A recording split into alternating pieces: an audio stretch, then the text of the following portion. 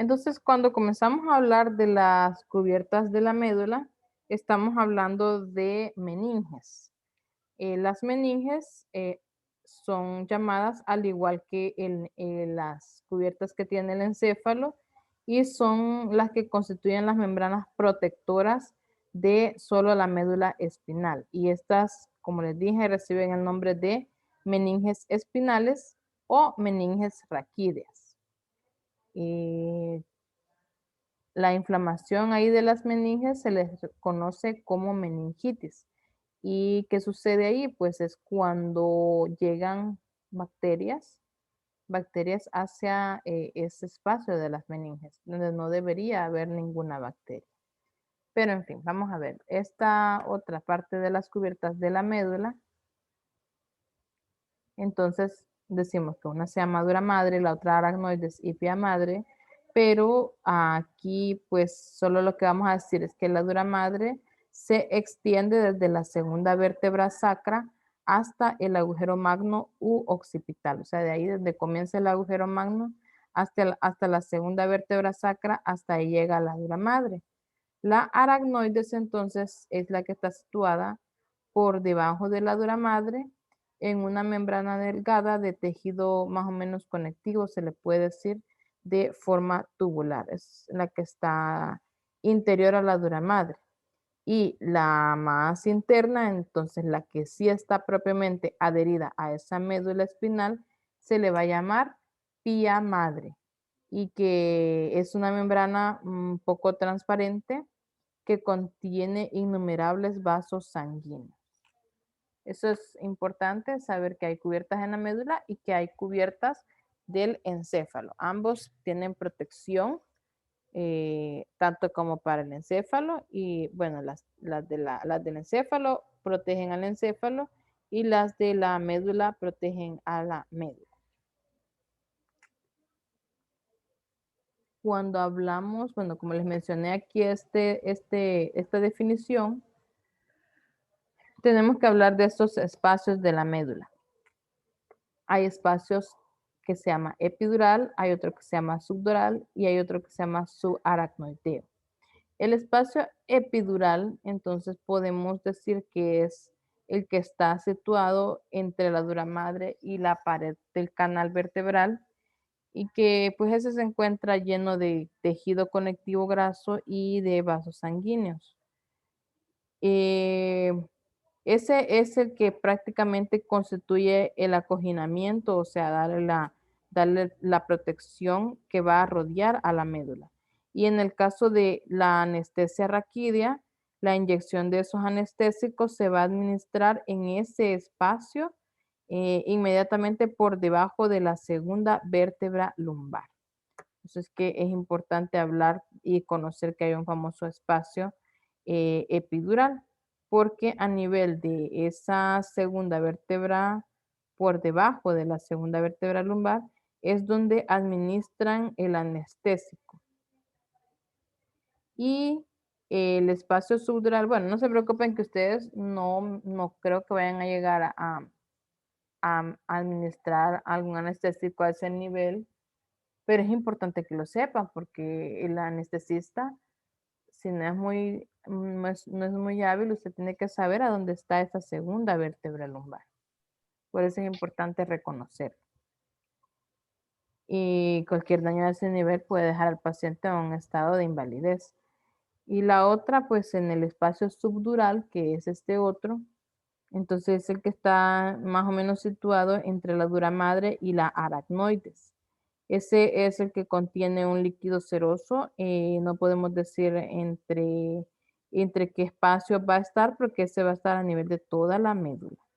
Y el espacio subaracnoideo, que es el último mencionado acá, ese está situado entre la aracnoides y la pía madre. Si está situado entre la aracnoides y la pía madre, quiere decir que es el lugar donde va a circular el líquido cerebroespinal. Este es otro tipo de líquido, no es el líquido cefalorraquídeo. Y que de este espacio se va a extraer el líquido cerebroespinal y que a través de esa punción lumbar es donde se va a poder practicar la extracción de ese líquido. Y que se va a hacer a nivel de más o menos del cuarto o el quinto espacio intervertebral lumbar, ¿verdad? A ese nivel se pueden, pero que tiene que traspasar ese espacio subaracnoideo para poder extraer ese líquido. Bueno, sí, se dice que es el mismo realmente, porque es el que está en toda la médula espinal. Realmente es hablar del mismo. Ajá. Bueno, y llegamos a una parte muy interesante, al famoso sistema nervioso periférico. Aquí es donde vamos a hablar de los nervios raquídeos. Los nervios raquídeos son 31 segmentos en cada uno de ellos y que se van a originar de esos nervios espinales. Porque estamos hablando de estos famosos nervios. O sea, aquí ya, de estos famosos nervios que generaba a cada lado. Pero ya cuando vamos a hablar del sistema nervioso periférico es cuando ya nos vamos a meter a desglosar cada uno de esos nervios. Entonces, podemos decir que si usted recuerda a la médula espinal que estuvimos mencionando, decimos que son 31 segmentos de la médula. En cada uno de ellos, acuérdense que va a salir un par de nervios espinales. Esos nervios espinales son los que van a recibir el nombre según la región y el nivel de donde salgan de esa médula espinal. Entonces, es así como se dice que son 8 pares de nervios cervicales, 12 pares de nervios torácicos, 5 pares de nervios lumbares y 5 pares de nervios sacros, finalizando con un par de nervio coxígeo porque el último lo da el coxis.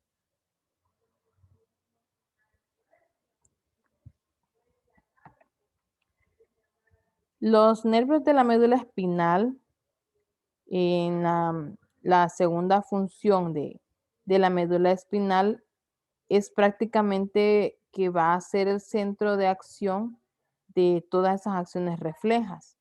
Y los nervios espinales son prácticamente la vía de comunicación entre los ejes de la médula y la periferia.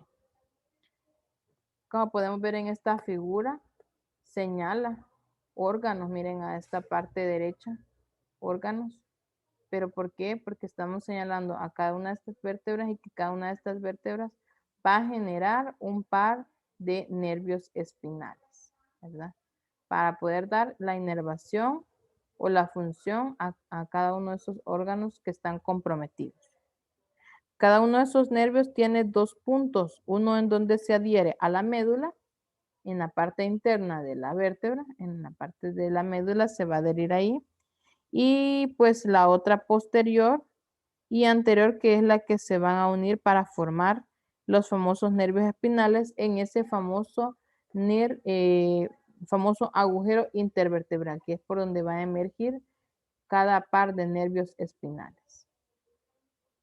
Nuestro objetivo de este tema, de este subtema, prácticamente son identificar la distribución de esos nervios raquídeos, explicar la función de los pares craneales. Vamos a hablar de los pares craneales, creo que ya lo estudiaron porque se los dije y pues me lo van a tener que decir. Y también cómo identificar la distribución de los pares craneales. Vamos a ver, ¿qué han escuchado de los pares craneales o qué leyeron de los pares craneales? Regálenme el nombre de un par craneal.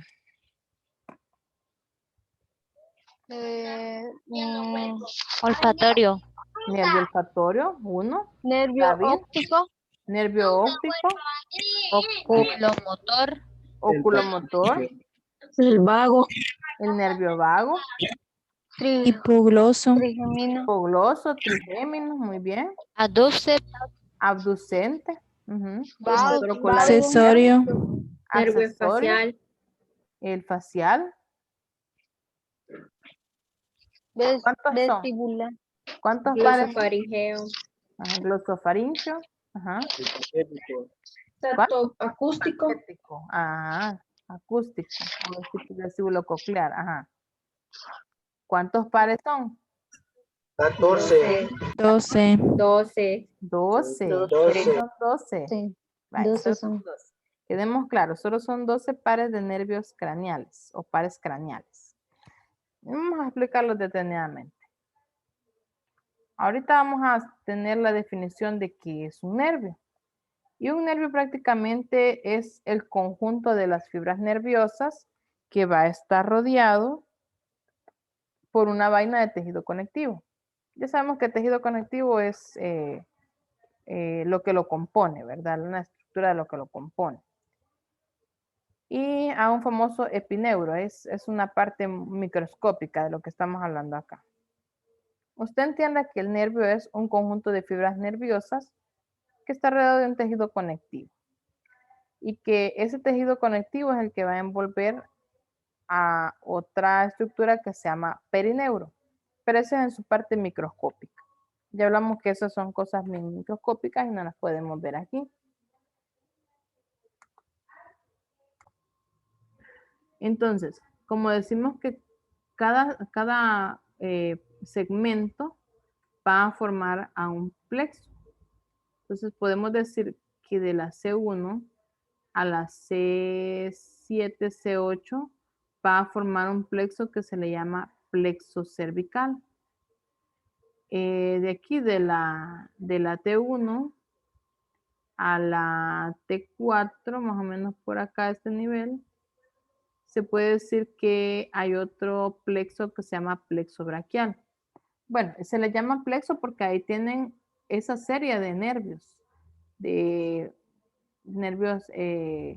laterales, ¿verdad? Que salen a uno a cada lado de la vértebra o de ese segmento de la médula espinal. Entiendan que esto que ven acá, que está en como color más clarito, que es toda esta parte, es la parte que está interna de la vértebra y que esto es una médula espinal. Entonces, del plexo cervical vamos a encontrar todas esas raíces, ¿verdad? Que se le llaman plexo cervical. Al otro, el plexo braquial, es el que se va a originar desde una parte de la C hasta, podemos decir, hasta la T3.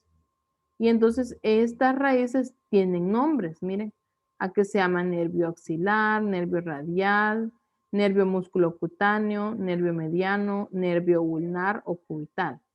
Y son todas esas raíces, estas raíces, las que se van a ir, como quien dice, el nombre lo recibe según la estructura a la que se va. El nervio axilar se va a ir a su región axilar, el nervio radial se va hacia el dedo primero, que es el dedo radio, el dedo primero donde está dirigido por su hueso que se llama radio.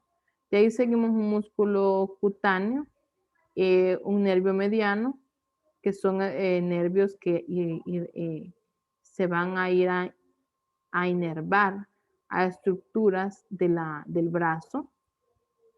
Y bueno, el nervio ulnar o cubital, se dice que se llama así por la cercanía que se encuentra con la ulna o con el famoso hueso cúbito.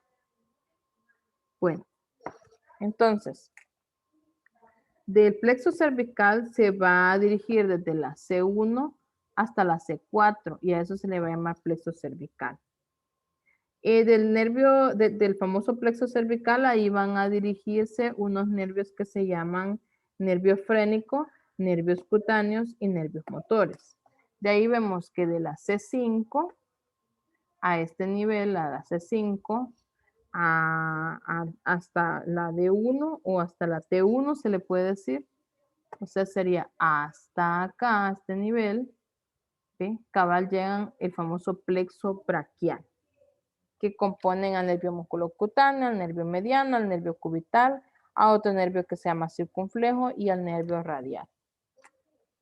Después de la D1 o de la T1, que son las regiones de la médula dorsal o torácica, esa sería la T2. Aquí nos encontramos a este nivel al famoso plexo lumbar. Veamos el plexo lumbar.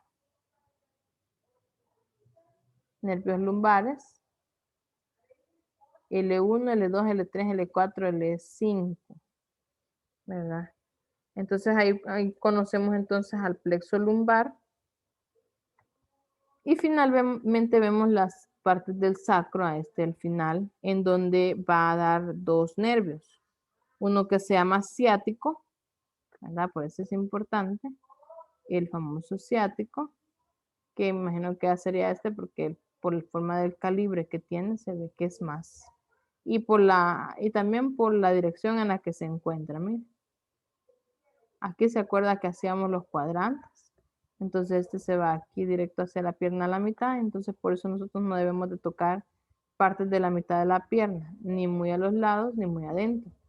Entonces un poco lateral del cuadrante que vamos a pinchar, ahí se puede colocar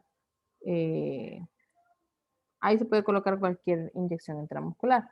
Pero si nosotros tocamos más internamente, por ejemplo, pues ya pudiéramos colocar la inyección intramuscular a este nivel, vamos a dañar a este famoso nervio ciático. Por eso es que es importante saber de dónde emergen y que esos hoyitos que ven ahí en cada una de esos huesos de la columna tienen una razón y es la razón por la cual van a salir esos famosos nervios que como pueden ir a estructuras musculoesqueléticas, pueden ir a estructuras tipo órganos, ¿verdad? Aquí vemos, les amplía un poco la imagen, nervios cervicales de la C1 a la C4. De ahí hay otra imagen. Ahí estamos hablando de la T1 a la T12.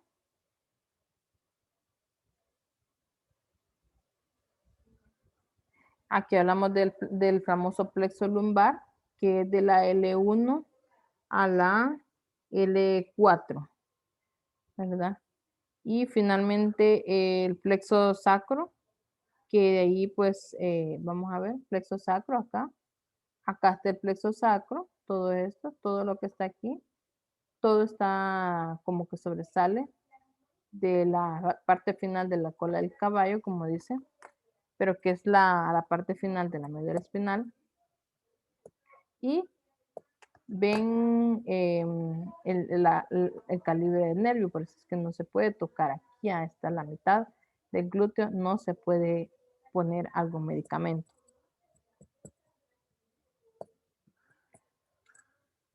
Músculos como glúteo mayor, cara anterior de la pierna, genitales, piel de peritoneo y esfínteres anales son a los que va a llevar estructuras nerviosas, porque no solamente de nervio ciático, sino que va a dar otras raíces nerviosas que van a ser llevados a otros sitios del cuerpo.